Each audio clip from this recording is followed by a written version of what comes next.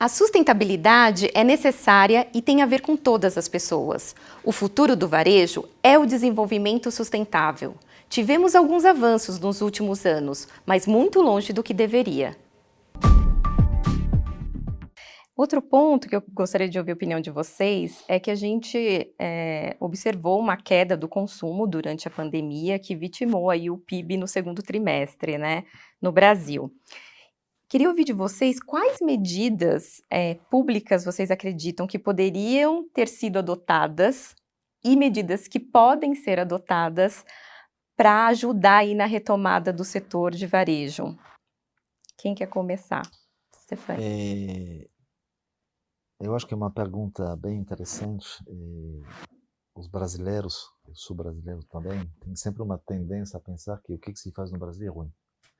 Então, do meu ponto de vista, comparando com o que está acontecendo na Europa, eu acho que o Brasil foi muito reativo, o governo federal.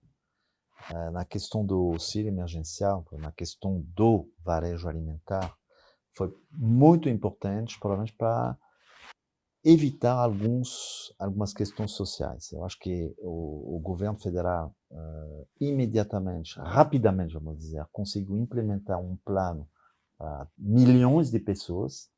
Claro, tem pessoas que não receberam. Mas foi implementado em uma velocidade tão incrível que eu diria que é até normal ter algumas pessoas que não receberam. Dessas pessoas, provavelmente tem algumas pessoas que não deveriam receber.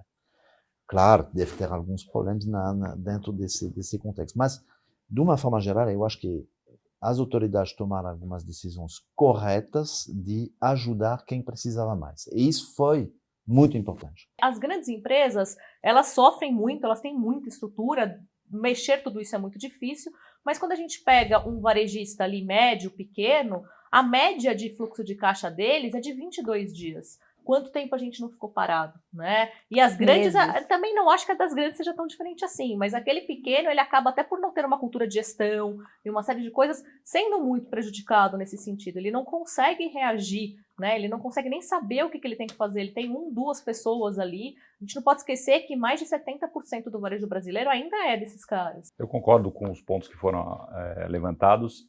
Um complemento e um destaque positivo é o programa de manutenção do emprego, né, do governo. Começou lá atrás com a medida provisória 927, 936, e isso daí foi uma grande ajuda às empresas, e realmente eu acho que o desemprego estaria muito pior se não tivesse existido essas medidas. A gente fica até um pouco viciado nessas medidas, a gente gostaria que até continuasse, porque realmente tem sido de muita valia, tanto para as empresas como para os empregados. E nessa linha do emprego, eu acho que até olhando um pouco para frente, o que deveria ser feito, né, daqui para frente? Em primeiro lugar, o governo gastou rios de dinheiro, acho que gastou bem, né, colocou muito dinheiro em circulação, fez com que a economia começasse a ensaiar agora uma retomada, manteve os empregos, manteve as pessoas mais carentes, né, através do auxílio emergencial comendo, e só que isso custa e a gente vai ter que pagar. Então a primeira medida, eu acho que é a questão da reforma administrativa, porque o governo vai ter que fechar essa conta, então tem urgência que se faça uma reforma administrativa correta.